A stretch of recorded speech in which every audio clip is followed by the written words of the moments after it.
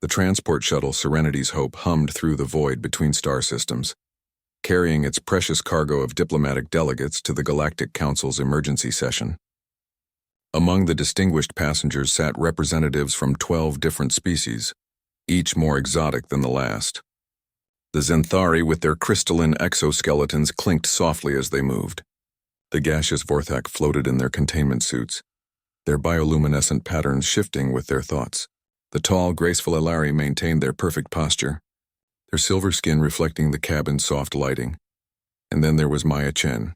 At 17 standard years, she was the youngest delegate aboard by several decades. Her black hair was pulled back in a simple ponytail, and she wore the basic gray uniform of the Terran Colonial Defense Corps. No fancy robes, no ceremonial armor, no technological augmentations.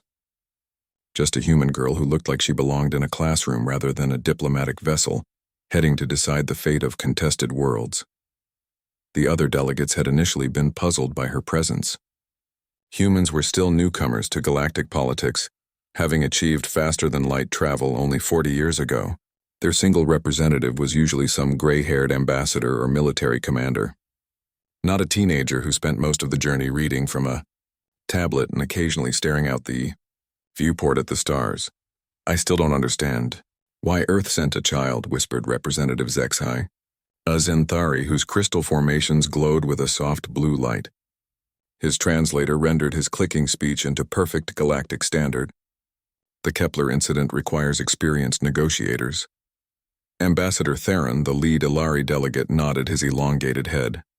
"The humans have always been unpredictable. Perhaps they view this as some form of training exercise for their youth." Maya heard every word. The ship's acoustics carried sound well, and human hearing was quite good compared to most species. She didn't react, just turned another page on her tablet. She was reading the complete case files on the Kepler system incident, the same files she had already memorized 3 times over, but reading kept her hands busy and her mind focused. The incident itself was straightforward enough in its basic facts. 3 months ago, a mixed colony ship carrying families from 7 different species had suffered catastrophic engine failure near the Kepler 442 system. The ship, the New Harmony, had managed to reach the system's 4th planet, a marginal world that could support most of the major species with only minor atmospheric adjustments.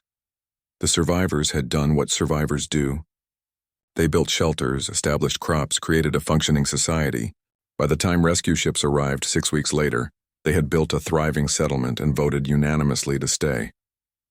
The planet was unclaimed, technically in neutral space, and they had legitimate salvage rights to establish a colony.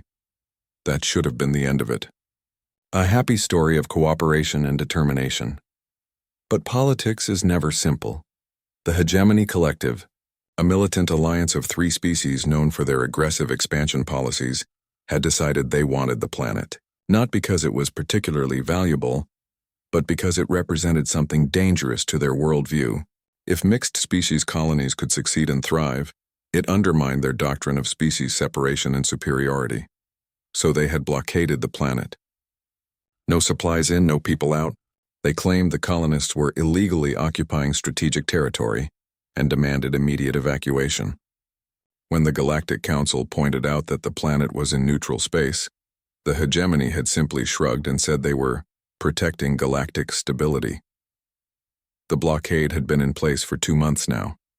The colonists were running low on critical supplies, especially medical equipment for the children. 3 infants had already died from preventable illnesses. Maya closed the tablet and finally looked up at her fellow delegates. Most were engaged in quiet conversations, forming the preliminary alliances and negotiating positions that would shape tomorrow's formal session. She wasn't part of those conversations. Nobody had approached the human delegation, which consisted entirely of her. "Excuse me, young lady," said Representative Korth, a bulky Drakmari whose species resembled walking rhinoceroses. "I don't believe we've been properly introduced. I am Korth of the Northern Drakmari Confederation." Maya stood and gave a slight bow, the gesture causing several other conversations to pause. Maya Chen, representing the Terran Colonial Defense Corps and the Human Colonial Authority. Korth's massive head tilted slightly. "Forgive my curiosity, but you seem quite young for such a responsibility. How long have you been a diplomat?" I'm not a diplomat, Maya replied calmly. I'm a cadet in the Colonial Defense Corps. The cabin fell completely silent.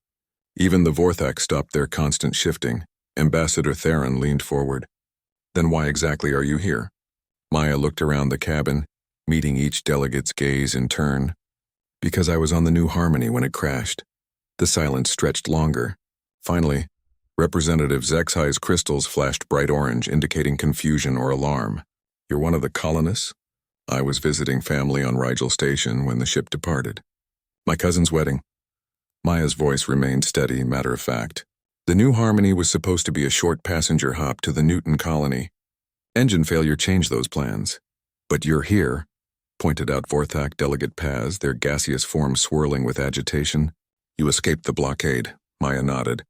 I left 3 weeks ago on a medical transport that the hegemony allowed through. My grandmother needed specialized surgery that the colony couldn't provide. She paused. She died 2 days ago on Luna General Hospital. The surgery was successful, but the delay caused by the blockade meant her condition had progressed too far. The weight of that statement settled over the cabin like a heavy blanket. This wasn't just some random human sent to observe the proceedings. This was someone who had lived through the crisis they were here to resolve. I see, said Ambassador Theron carefully. And what is your role in these negotiations? Maya sat back down and picked up her tablet again. I'm here to provide testimony about conditions in the colony. Living conditions, medical needs, that sort of thing. She looked back up at the assembled delegates, and to make sure everyone understands exactly what's at stake. Representative Korth's voice was gentler now. That must be a heavy burden for someone so young. For the first time since the conversation began, Maya's expression changed slightly. A small cold smile touched the corners of her mouth. The thing about humans, Representative Korth, is that we grow up fast when we need to. And right now I need to. The transport shuttle continued its journey through the void, carrying its passengers toward a confrontation that would determine the fate of thousands of innocent lives. But the dynamic in the cabin had shifted. The other delegates were no longer looking at Maya as an inexperienced child playing at politics. They were beginning to understand that they were traveling with someone who had skin in the game. Someone who had already paid a price for the hegemony's actions. Someone who might be far more dangerous than she appeared. The council chambers on Station Nexus Prime were a marvel of diplomatic architecture. The vast circular room could accommodate representatives from hundreds of different species, with environmental controls that could shift atmosphere, gravity, and lighting to suit each delegation's needs. Floating platforms adjusted their height and positioning automatically, ensuring no species had a psychological advantage over another. Maya stood in the human observation gallery, a small alcove that had been hastily added when humanity joined the Galactic Council 5 years ago. From here, she could see everything but participate in nothing. Officially, she was just a witness, not a voting delegate. The hegemony delegation occupied the prime speaking platform in the center of the chamber. 3 species working in perfect coordination. The Vextar with their insectoid precision, the brutish Gornathi who served as their military arm, and the Shivar, whose technological superiority gave the Alliance its edge. Their spokesperson was High Commander Vextartha, a creature that looked like a praying mantis crossed with a chess grandmaster. Honored counselors, Vextartha's artificial voice resonated through the chamber's translation systems. The hegemony maintains its position. The illegal settlement on Kepler 442b represents a clear violation of established colonial protocols. Mixed-species colonies are inherently unstable and represent a security risk to surrounding systems. Ambassador Theron rose from the Alari platform. High Commander, the planet in question lies in neutral space. No colonial protocols apply. Protocols exist for a reason, interrupted General Gornathmar, the massive Gornathi war leader. These mixed settlements always end in conflict. Better to relocate the colonists now before violence erupts. Maya's hands clenched on the gallery railing. She had seen the violence the general was referring to. Children playing together regardless of species. Families sharing food and resources across biological boundaries. Adults working together to build something better than what they had left behind. Representative Zexhi stood on his crystal platform. The Zenthari Consortium has reviewed the colonial charter. The settlement is completely legal under Galactic Council law. Laws, scoffed Shivar Technarch Silvera, her cybernetic implants glowing with disdain. Laws written by species who have never faced the reality of resource competition and biological incompatibility. These colonists will be at each other's throats within a year. The debate continued for hours. Maya listened to speaker after speaker discuss the colonists as if they were abstract numbers rather than real people. The hegemony painted pictures of inevitable conflict and resource wars. The moderate species spoke of legal precedents and diplomatic principles. The merchants worried about trade route stability. Nobody talked about the colonists themselves. Finally, council moderator HFY called for witness testimony. Maya had been dreading this moment and anticipating it in equal measure. The council recognizes Cadet Maya Chen of the Terran Colonial Defense Corps. Maya descended from the observation gallery to the central witness platform. As she walked, the environmental controls adjusted the platform's atmosphere to human normal. The lighting shifted to the warm yellow spectrum humans preferred. Even the gravity increased slightly to match Earth standard. She looked small standing in the center of the vast chamber. A lone human teenager surrounded by hundreds of alien delegates representing trillions of sentient beings across known space. State your name and credentials for the record, instructed moderator HFY. Maya Chen, Cadet 3rd Class, Terran Colonial Defense Corps, resident of the Kepler 442b colony for 11 weeks following the crash of the transport vessel New Harmony.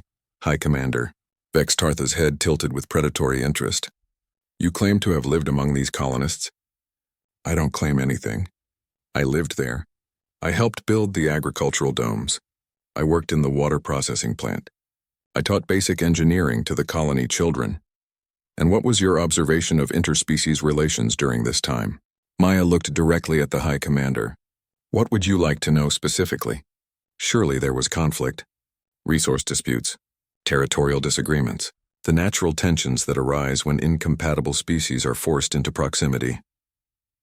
The only conflict I witnessed was the weekly argument between Dr. Xanthari Klix and Engineer Drakmari Thone about the optimal angle for the solar collectors. Maya's voice carried clearly through the chamber. Dr. Klix wanted a 15-degree adjustment for maximum efficiency. Engineer Thone preferred 12 degrees for easier maintenance access. They compromised at 13.5 degrees. Several delegates made sounds that the translation system interpreted as laughter. General Gornathmar leaned forward on his platform. You expect us to believe there was no violence, no territorial disputes, no competition for resources? There was plenty of competition, Maya replied. The Alari kids competed with the human kids to see who could grow the tallest tomato plants. The Vorthak engineers competed with the Drakmari mechanics to see who could make the water purifiers run most efficiently. The Xanthari doctors competed with the human medics to see who could develop the best treatment protocols for cross-species medicine. Impossible, snapped Technarch Silvera. Biological incompatibilities alone would create constant friction. Maya turned to face the Shivar delegate. You're right that we had biological challenges. The Vorthak needed different atmospheric pressure in their living spaces. The Xanthari required specific mineral supplements that had to be synthesized. The Drakmari children needed higher calcium content in their food. She paused, letting the implications sink in. So we built adjustable atmospheric zones. We developed mineral synthesis protocols. We created nutritional programs that met everyone's needs. It wasn't impossible. It just required people to care about solving problems instead of arguing about them. High Commander Vex Tartha's mandibles clicked rapidly. And you claim this cooperation was universal? No dissent? No complaints? Oh, there were plenty of complaints, Maya said with a slight smile. Mrs. Theron complained that the human children were too noisy during rest periods. Mr. Gornathi complained that the Alari music was too soft to hear properly. The Vorthak complained that solid food smells made them nauseous during their feeding periods. You see? General Gornathamar's voice boomed across the chamber. Proof of incompatibility. Maya looked at him with the same expression she might give a particularly slow student. So we scheduled children's playtime during adult work periods. We created sound amplification zones for Drakmari music appreciation. We installed air filtration systems around Vorthak residential areas during their feeding times. She gestured around the chamber. These are the same kinds of accommodations this council chamber makes for all of you. The same accommodations every multi-species space station makes. The same accommodations every diplomatic facility in known space makes. The only difference is that we did it with limited resources on a frontier planet, instead of with unlimited technology on a core world. The chamber fell silent. Maya had just pointed out that the Galactic Council itself was proof that her colony's approach could work. Moderator Jexwin leaned forward. Cadet Chen, in your opinion, what would happen if the colonists were forcibly relocated? Maya's expression hardened. The children would suffer most. They've formed friendships across species lines. They've learned each other's languages and customs. Some of the older children have romantic relationships that cross species boundaries. She looked directly at the hegemony delegation. Forced separation would traumatize an entire generation. Surely that's preferable to the inevitable conflicts, argued High Commander Vex Tartha. Maya was quiet for exactly 13 seconds. The silence stretched across the chamber like a held breath. When she spoke again, her voice was different. Harder. Colder. High Commander, with respect, you have no idea what you're talking about. The temperature in the council chamber seemed to drop several degrees. Maya's voice carried a weight that made seasoned diplomats shift uncomfortably in their seats. You want to know about conflict, High Commander? Let me tell you about conflict. Maya's eyes never left the hegemony delegation. Conflict is watching a 7-year-old Zenthari girl named Crix cry herself to sleep every night because her best friend, a human boy named Tommy, got sick with a fever that should have been easily treatable. She took a step forward on the platform. Conflict is watching Tommy's parents hold their dying son because your blockade prevented medical supplies from reaching the colony. Conflict is watching Dr. Clix, the girl's father and the colony's only pediatric specialist, try to explain to his daughter why he couldn't save her friend with medicine that exists on every civilized world in the galaxy. High Commander Vex Tartha's mandibles clicked nervously. Regrettable, but medical emergencies do not override legal precedents. Legal precedents? Maya's voice cut through the chamber like a blade. You want to talk about legal precedents? Let me share some data with the Council. She pulled out a small device and activated it. Holographic displays materialized around the chamber, showing detailed medical records, supply inventories, and statistical analyses. In the 11 weeks I lived on Kepler 442b, the colony requested medical aid 17 times through official Galactic Council channels. 17 requests for basic supplies, antibiotics, surgical equipment, infant formula for 3 different species. The holographic displays shifted, showing response records. The Council approved all 17 requests. The supplies were shipped from the nearest depot on Rigel Station. Total transit time should have been 4 days maximum. Maya gestured, and the displays showed shipping records and blockade intercepts. Every single shipment was intercepted by hegemony forces. Every single one. The legal justification? Security screening for contraband materials. Average screening time? 47 days. For medical supplies. A murmur ran through the chamber. Several delegates were making rapid notes. High Commander, would you like to explain to the Council why antibiotics require 47 days of security screening? Vex Tartha's compound eyes glittered with hostility. Security protocols exist for valid reasons. We cannot allow potentially dangerous materials. Dangerous materials? Maya's voice rose slightly. Like the pediatric heart medication for a 6-month-old Drakmari infant? Like the insulin substitute for diabetic Illyri adults? Like the iron supplements for anemic human children? She gestured again, and the display showed images of colony children. Healthy, happy faces engaged in play and learning. These are the dangerous materials you're screening, High Commander. These are the security threats your forces are protecting the galaxy from. Representative Korth shifted on his platform. Cadet Chen, these are serious accusations. Do you have documentation to support these claims? I have complete records of every supply request, every shipping manifest, every intercept, and every screening report. Maya's voice was steady now, professional. I also have detailed medical records for every colonist who suffered or died due to supply delays. The holographic displays changed again, showing mortality statistics. 3 infant deaths from preventable respiratory infections. 2 elderly colonists died from medication shortages. 1 young adult Vorthak died from complications during childbirth because the surgical equipment was stuck in security screening for 6 weeks. She paused, letting the numbers sink in. 6 preventable deaths, High Commander. 6 members of legally established colonies who died because your forces decided that medical supplies were security threats. General Gornath Mar rose from his platform.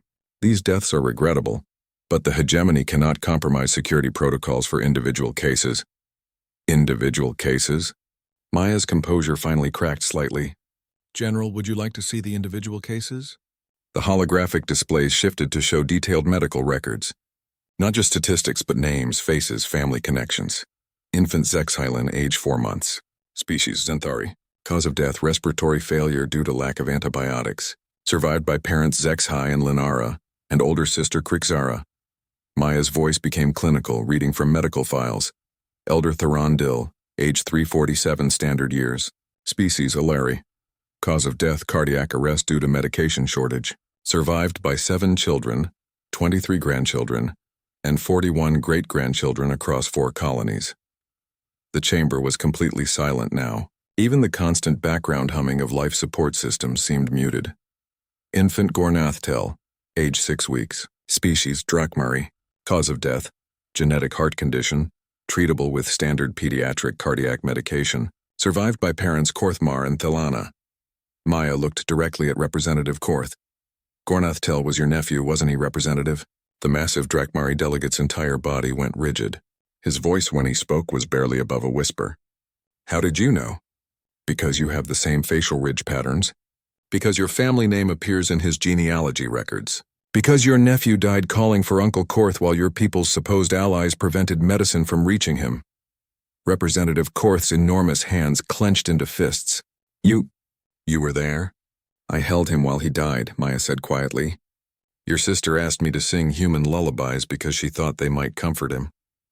I sang Twinkle, Twinkle, Little Star and Rock-a-Bye Baby to a dying Drakmari infant while his parents watched their son suffocate. The silence in the chamber was absolute. Maya could hear her own heartbeat. So yes, High Commander, I know about conflict. I know about the conflict between doing what's right and following political expedients. I know about the conflict between protecting innocent lives and maintaining diplomatic relations. I know about the conflict between justice and bureaucracy. She gestured, and the holographic displays disappeared. But the one conflict I never saw on Kepler 442b was species-based violence. The one conflict that never occurred was the inevitable resource wars and territorial disputes you've been predicting. The only violence in that colony came from outside. It came from your blockade. It came from your security protocols. It came from your decision that these people's lives were less important than your political theories. Maya turned to face the full council. The colonists of Kepler 442b aren't asking for special treatment. They're not asking for military protection or economic subsidies. They're asking for the same rights as any other legal colony.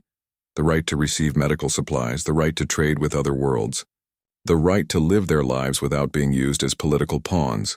She looked back at the hegemony delegation. High Commander, you've spent months arguing that mixed species colonies are impossible. You've created elaborate theories about inevitable conflict and biological incompatibility. You've justified a blockade that has killed innocent people. Maya's voice dropped to almost a whisper, but in the perfect acoustics of the council chamber, every word carried clearly. But I lived there. I saw what you claim is impossible. I watched it work. I watched children grow up thinking that cooperation across species lines was normal. I watched adults solve problems together instead of fighting over them. I watched people build something beautiful. She was quiet for a moment, and then I watched your policies kill some of them. The council chamber remained frozen in absolute silence. Maya stood alone on the witness platform, a 17-year-old human who had just accused one of the galaxy's most powerful military alliances of systematic murder. High Commander Vex Tartha was the first to break the silence. These are serious accusations, human. Do you have any proof beyond emotional appeals and tragic anecdotes? Maya reached into her uniform pocket and withdrew a small data crystal. I have complete colony records for the past 3 months. Medical files, communication logs, supply requests, and detailed documentation of every hegemony intercept. She held up the crystal. I also have something else. The crystal slotted into the witness platform's data port, and new holographic displays materialized around the chamber. This time, instead of charts and statistics, the displays showed video recordings. Personal testimony from every adult colonist on Kepler 442b, Maya said. Recorded 3 weeks ago before I left the colony. The first recording activated. An elderly Alari woman appeared in three-dimensional detail, sitting in what was clearly a makeshift medical facility. My name is Healer Theranaya. I am 412 standard years old and have practiced medicine for 287 years across 17 different worlds. Her voice was weak but clear. I am dying of a treatable condition because the hegemony blockade has prevented my medication from reaching this colony for 43 days. The recording continued. I want the Galactic Council to know that in my centuries of medical practice, I have never seen better cooperation between species than I have witnessed on this world. The human medics have worked tirelessly to adapt our medical protocols for cross-species treatment. The Drakmari engineers have built medical equipment from salvaged ship parts. The Zenthari biochemists have synthesized substitute medications when the real ones were unavailable. Healer Theronaya coughed, a sound that conveyed both physical weakness and deep sadness.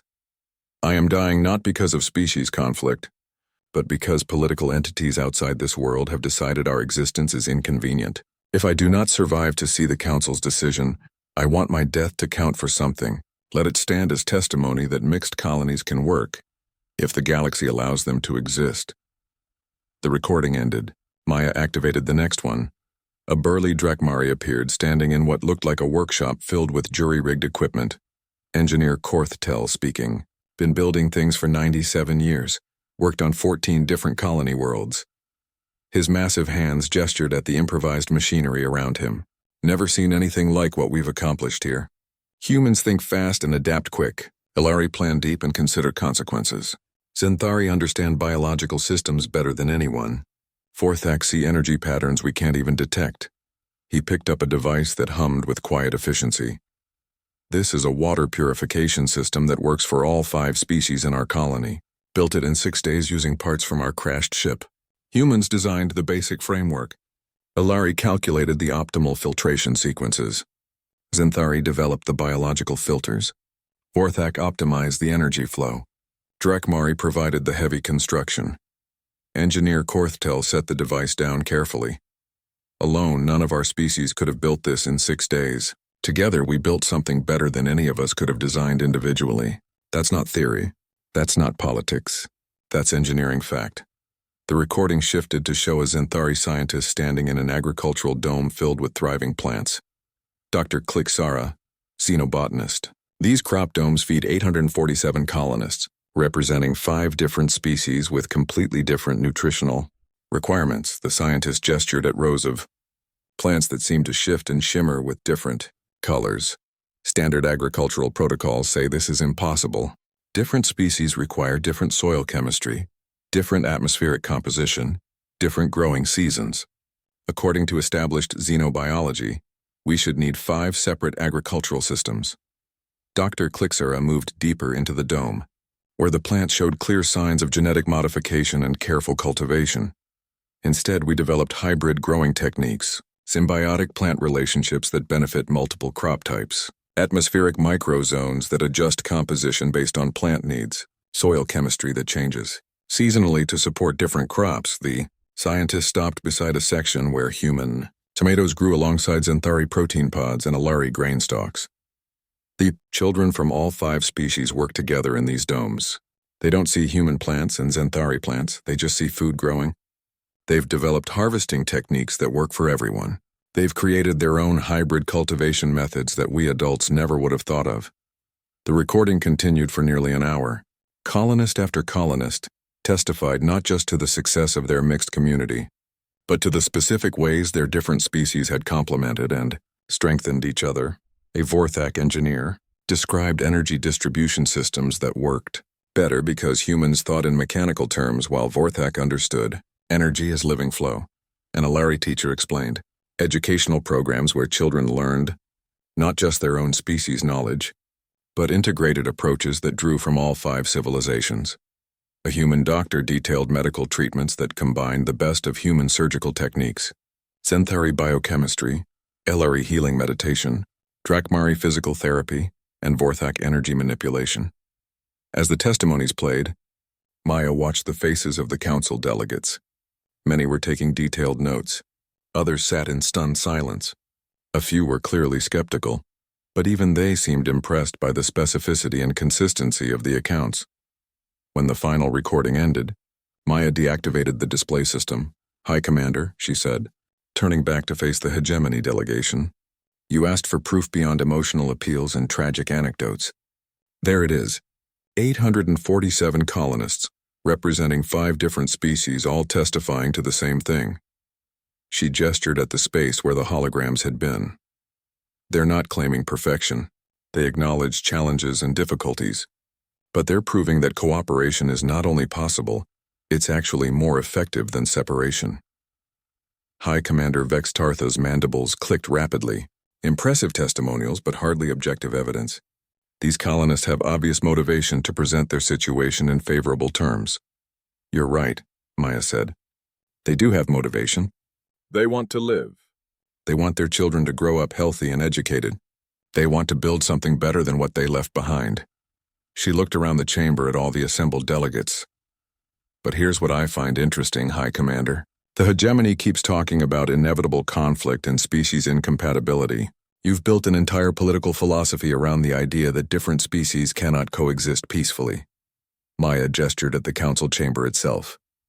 "Yet here we are, hundreds of species working together in this very chamber, making decisions that affect trillions of lives across the galaxy, somehow managing to coexist despite your theories about biological incompatibility." She let that observation settle for a moment.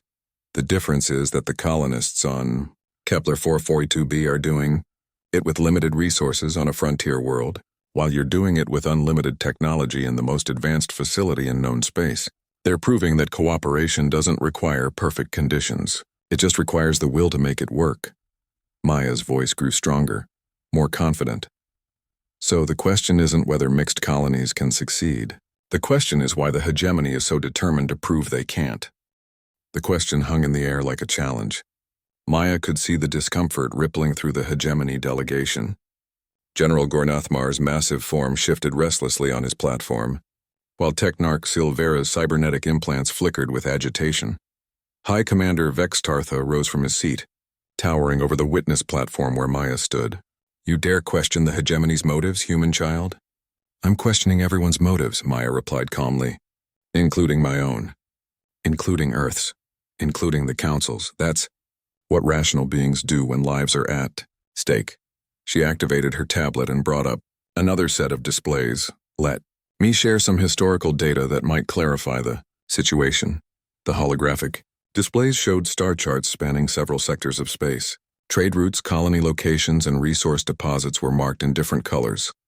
The Kepler 442 system sits at the intersection of 3 major hyperspace routes. Not exactly prime real estate, but strategically useful for anyone wanting to control shipping between the outer rim colonies and the core worlds. Maya gestured, and the display zoomed in on the specific system. More interesting is what's in the neighboring systems. Kepler 443 has significant deposits of rare Earth elements. Kepler 441 has 3 gas giants perfect for fuel harvesting. Kepler 440 has agricultural worlds that could feed billions.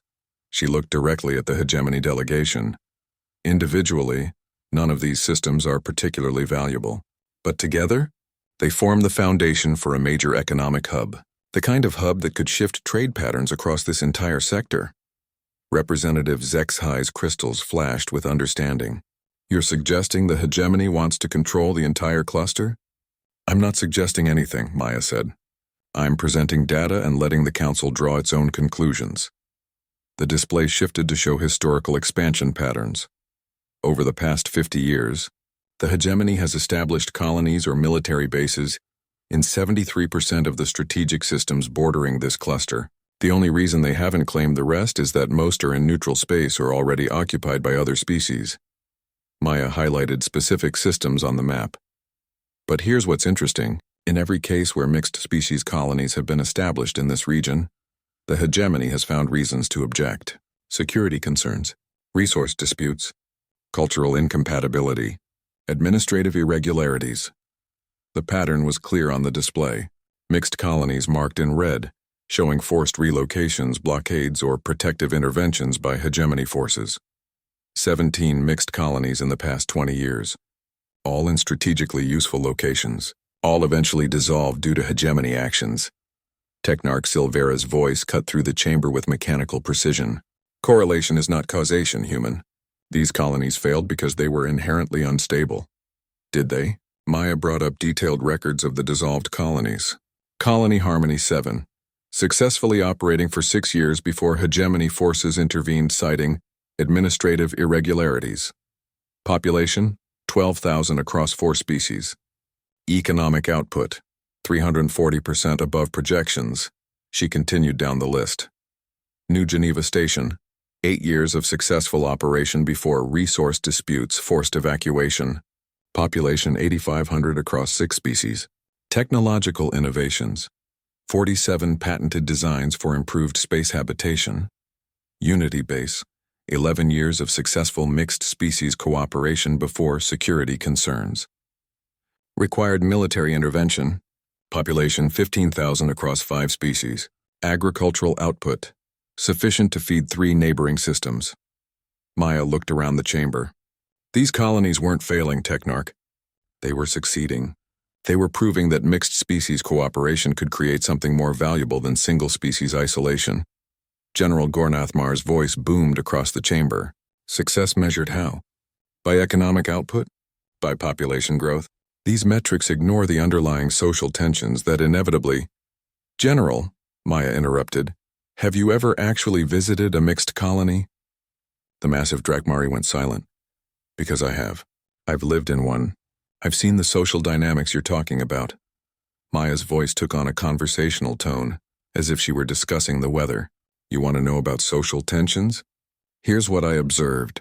She began pacing on the platform, hands clasped behind her back. Week 1.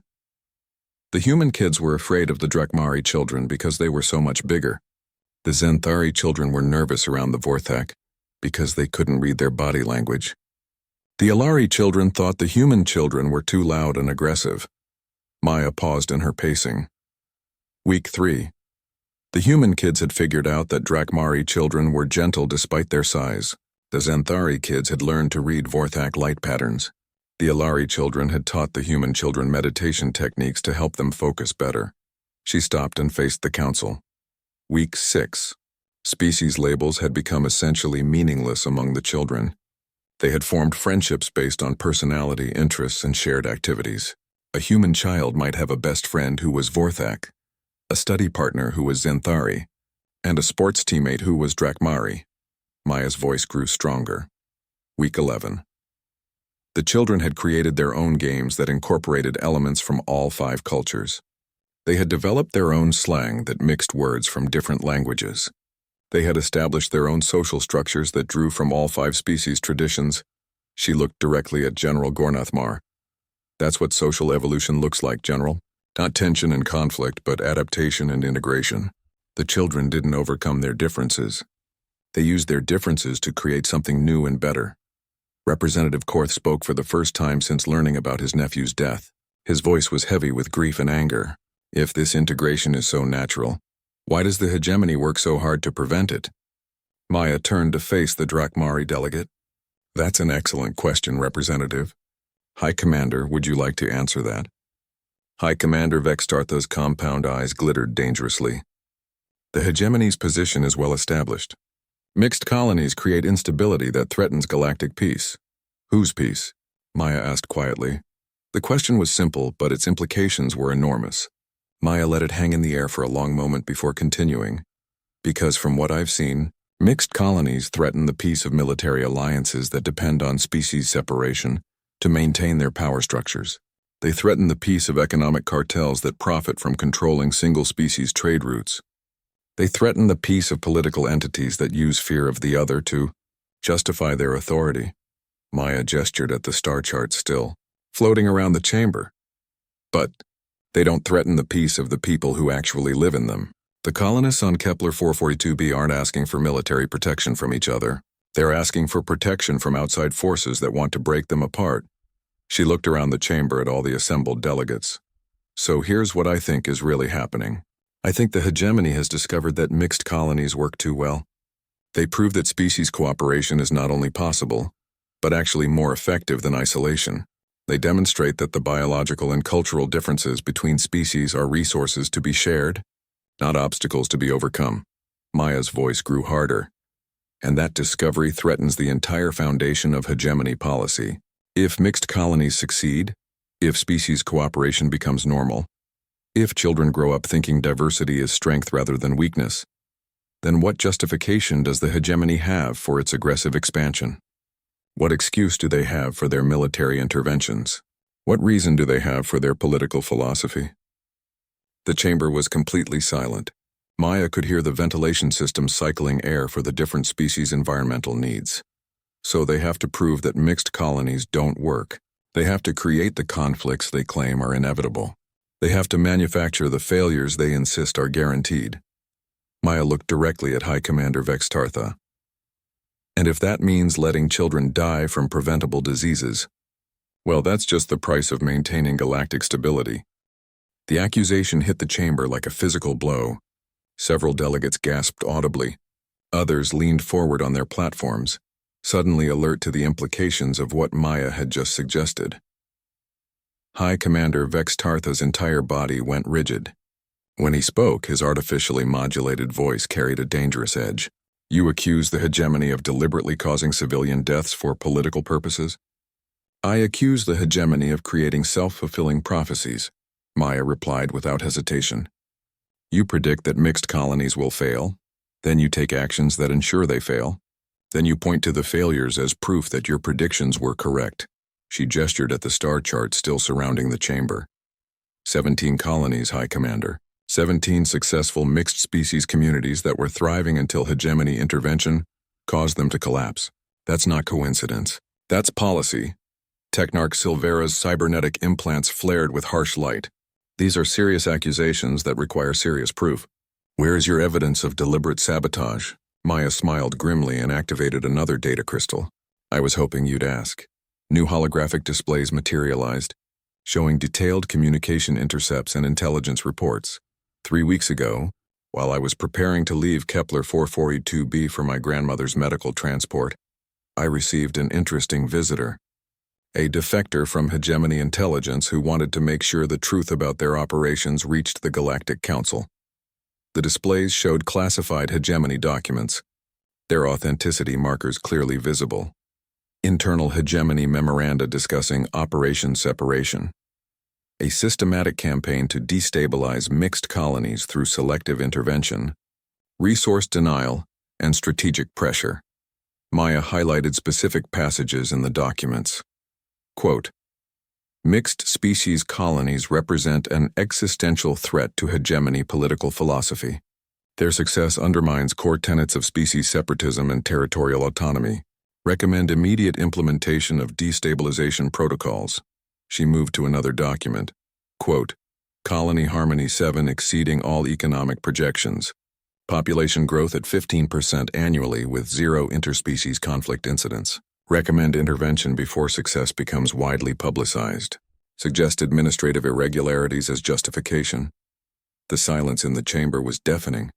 Maya could see several delegates frantically taking notes, while others sat in stunned disbelief. Quote, New Geneva Station technology.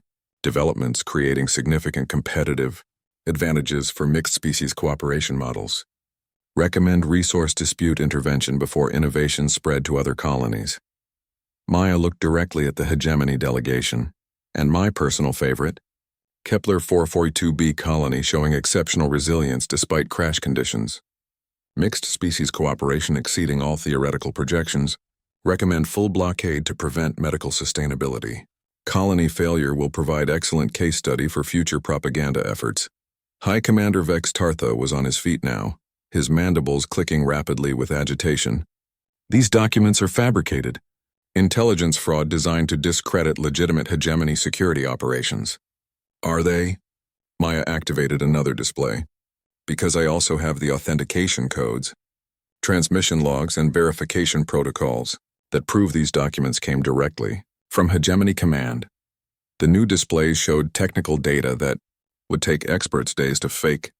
Convincingly, I also have something else, Maya continued. Recorded testimony from the intelligence defector who provided these documents. A new holographic figure appeared in the chamber, It was clearly a Vextar, but one whose exoskeleton showed signs of recent injuries and whose posture indicated extreme exhaustion. My designation was Intelligence Operative Vextar Mech. I served Hegemony Intelligence for 27 standard years. I was personally involved in planning and executing Operation Separation. The figure's artificial voice carried the same mechanical precision as High Commander Vextar Thaz, but with an underlying note of genuine remorse. I want the Galactic Council to know that every intervention we conducted was based on fabricated justifications. Every colony we dissolved was thriving before our interference. Every failure we pointed to as proof of mixed species. Incompatibility was caused by deliberate hegemony sabotage. The recorded operative gestured with motions that spoke of deep weariness. I defected because I could no longer participate in the systematic destruction of innocent communities. The humans have a saying, the definition of evil is knowing what's right and choosing to do wrong anyway. By that definition, the hegemony has become evil. The recording paused, then continued with devastating specificity. The Kepler 442b blockade was designed to cause maximum civilian casualties while maintaining plausible deniability. Medical supply delays were not security screenings. They were calculated attempts to create mortality statistics that could be used to argue that mixed colonies are unsustainable. Maya watched the faces of the council delegates as the implications sank in. Representative Korth's massive fists were clenched so tightly that his knuckles had gone white. Several other delegates were making urgent communications to their home governments. The recorded operative continued, I have provided complete documentation of Operation Separation to Human Representative Maya Chen, including target lists for future interventions, budget allocations for destabilization activities, and assessment reports on successful colony destructions. The recording ended, leaving the chamber in absolute silence. Maya deactivated the displays and looked around at the assembled delegates. High Commander, you asked for proof beyond emotional appeals and tragic anecdotes. There it is, complete documentation of a systematic campaign to destroy mixed species colonies for political purposes. She gestured at the space where the holograms had been. The deaths on Kepler 442b weren't tragic accidents. They weren't the inevitable result of species incompatibility. They were the deliberate result of hegemony policy designed to create exactly those deaths. Maya's voice dropped to a whisper that somehow carried clearly through the perfect acoustics of the chamber. 6 people died, High Commander. 6 innocent colonists whose only crime was proving that your political theories were wrong. 6 lives sacrificed on the altar of your ideological purity. She looked directly at High Commander Vexitartha. How many more need to die before you admit that the problem isn't mixed colonies? The problem is you. High Commander Vextartha's compound eyes blazed with fury. These accusations are treasonous propaganda. The documents are fabricated. The testimony is from a known criminal and defector. Then investigate, Maya said simply. Verify the authentication codes. Check the transmission logs. Interview the operative. Conduct an independent investigation of every intervention the hegemony has conducted in the past 20 years. She spread her hands wide. If I'm wrong, if these documents are fabricated, if the testimony is false, then the investigation will prove it. The truth will exonerate the hegemony and I'll be revealed as either deluded or deliberately dishonest. Maya's voice grew stronger. But if I'm right, if these documents are authentic, if the testimony is accurate, then the Galactic Council needs to ask itself a fundamental question. What does it mean for galactic civilization when one of its most powerful military alliances systematically destroys peaceful communities for political gain? She looked around the chamber at all the assembled delegates. Because that's not just a threat to mixed colonies. That's a threat to every colony, every world, every species that doesn't conform to hegemony political philosophy. Today it's mixed species communities. Tomorrow it could be any world that develops economic systems the hegemony doesn't approve of. Next week it could be any species that forms alliances the hegemony finds inconvenient. Maya's voice carried absolute conviction. The precedent being set here isn't about the legality of mixed colonies. It's about whether the Galactic Council will allow military force to override law, whether political ideology can justify civilian casualties, and whether the strong can simply eliminate the weak for convenience. The chamber remained silent for a long moment. Then moderator Jexwin activated his speaking platform. The council will recess for 6 hours to review the evidence presented. All delegates will reconvene for final arguments and voting. As the various delegations began filing out of the chamber, Maya remained on the witness platform. She had said everything she came to say. Now it was up to the council to decide whether justice mattered more than political convenience. But she wasn't done yet. There was one more card to play. When the council reconvened 6 hours later, the atmosphere in the chamber had changed completely. Word of Maya's testimony and the leaked hegemony documents had spread throughout Nexus Prime. Delegate platforms were fuller than usual, with many species sending additional representatives to observe the proceedings. Maya noticed that the hegemony delegation looked smaller somehow, despite occupying the same space. High Commander Vex Tartha's movements were more controlled, less confident. General Gornathmar sat rigidly upright, his usual swagger replaced by defensive tension. Technarch Silvera's cybernetic implants flickered erratically, suggesting internal conflicts between her organic and artificial components. Moderator Jexwin called the session to order. The council has reviewed the evidence presented by Cadet Chen. Before proceeding to final arguments and voting, we will hear responses from the involved parties. High Commander Vex Tartha rose from his platform. Honored moderator, the hegemony categorically denies all accusations made by the human representative. The documents presented are sophisticated fabrications designed to undermine legitimate security operations. His artificial voice carried less authority than it had that morning. The hegemony has conducted independent verification of the authentication codes presented. While technically accurate, they could have been obtained through intelligence infiltration or cyber warfare rather than legitimate defection. Maya listened carefully. The High Commander was admitting the documents were technically authentic, while arguing about their source. That was progress. Furthermore, Vex Tartha continued, the testimony of a confessed defector and traitor cannot be considered reliable evidence. The individual in question has clear motivation to fabricate accusations against his former superiors. Moderator Jexwin nodded. High Commander, does the hegemony request an independent investigation to verify or refute the evidence presented? There was a long pause. Maya could see the High Commander weighing his options. An investigation would delay the vote but might expose more damaging information. Refusing would make the hegemony look like they had something to hide. The hegemony reserves the right to request such an investigation if the council deems it necessary, Vex Tartha said finally. However, we maintain that the current crisis requires immediate resolution rather than prolonged inquiry. Maya stood up in the human observation gallery. Moderator Jexwin, I request permission to present additional evidence before the council votes. Murmurs ran through the chamber. Maya had already presented hours of testimony and documentation. What more could she possibly have? Permission granted, the moderator replied. Return to the witness platform. Maya descended to the central platform once again. This time she carried a different device. Not a data crystal or tablet, but something that looked like a modified communication array. Honored Council, she began.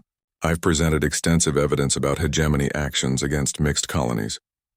I've documented systematic intervention designed to create failures that could justify future interventions. I've shown that the blockade of Kepler 442b was specifically designed to cause civilian casualties. She activated the device in her hands, but there's one piece of evidence I haven't shared yet. Direct testimony from the colonists currently living under the blockade. The device projected a holographic communication interface into the center of the chamber. Maya input a series of codes, and the display activated with startling clarity. The image that appeared showed the interior of what was clearly an emergency shelter. Dozens of people from 5 different species were crowded into a space designed for maybe half that number. Children sat close to adults, and the lighting was dim, suggesting power conservation.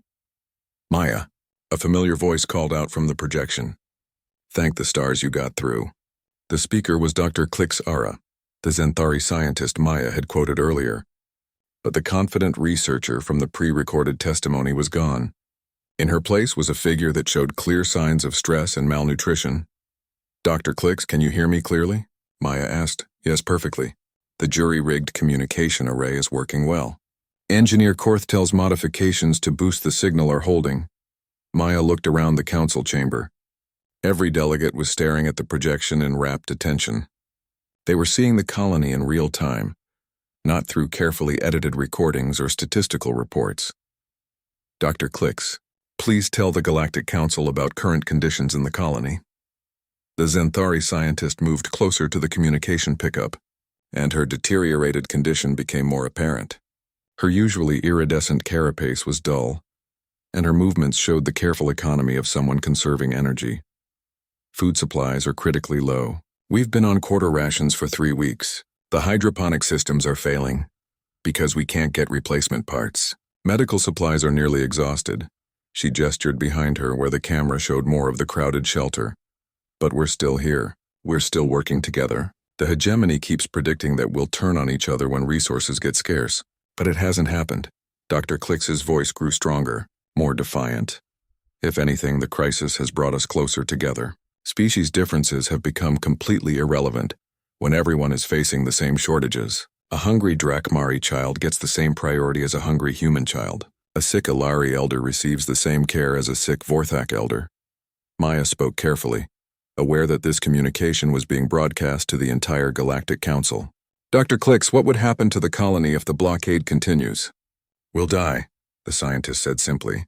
Not from species conflict, not from resource wars, not from any of the problems the hegemony keeps predicting. We'll die from malnutrition and preventable diseases. She paused, looking directly into the camera. And we'll die together, as families, as friends, as people who chose to build something better than what we left behind. Maya activated another control, and the view shifted to show different areas of the colony. Despite the obvious hardships, the images showed remarkable organization and cooperation. Mixed species work teams maintained critical systems. Integrated medical facilities treated patients regardless of biological origin. Educational programs continued with children from all 5 species learning together. Dr. Clicks, Maya said, is there anything you want to say directly to the Galactic Council? The Xanthari scientist moved closer to the camera again. When she spoke, her voice carried absolute conviction. Honored council members, we know you're debating whether mixed colonies can work. We're not a theory or a political position. We're real people proving every day that cooperation across species lines isn't just possible, it's natural. She gestured around the shelter. Look at us. Look at what we've built with salvaged parts and sheer determination. Look at how we care for each other when resources are scarce. Look at how our children play together despite coming from worlds light years apart. Dr. Clicks's voice grew passionate. We're not asking for special treatment. We're not asking for military protection. We're asking for the same rights as any other legal colony. The right to trade with other worlds. The right to receive medical supplies. The right to exist without being used as pawns in someone else's political game. The communication continued for another 20 minutes. Maya connected the council to other colonists, engineers explaining their innovations, teachers describing educational programs, medical personnel detailing cross-species treatment protocols, children singing songs that mixed elements from all 5 cultures. By the time the communication ended, there wasn't a delegate in the chamber who could dismiss the colonists as abstract statistics or political theory. They had seen real people facing real hardships with remarkable grace and cooperation. Maya deactivated the communication array and looked around the chamber. Hi, Commander, you've spent months arguing that mixed colonies are impossible. You've claimed that species differences inevitably lead to conflict. You've justified a blockade that has killed innocent people. She gestured at the space where the holographic projection had been. There's your impossible colony. There are your inevitable conflicts. There's your proof that species cooperation can't work. Maya's voice carried absolute finality. The question now is whether the Galactic Council will allow politics to override reality, whether ideology can justify civilian casualties, and whether the galaxy is ready to choose cooperation over conflict. She looked directly at High Commander Vex Tartha one final time. Because those colonists aren't going anywhere. They're going to keep proving you wrong until you stop them by force. Or until you admit that maybe, just maybe, the galaxy is big enough for communities that don't fit your political theories. Maya returned to the observation gallery as the council prepared for its final vote. She had done everything she could. The rest was up to justice, politics, and the hope that somewhere in the vast machinery of galactic governance, truth still mattered more than convenience. The vote, when it came, was overwhelming. The blockade was lifted by a margin of 847 to 23, with only the hegemony core worlds dissenting. An investigation into Operation Separation was authorized unanimously, and the right of mixed-species colonies to exist was established as fundamental galactic law.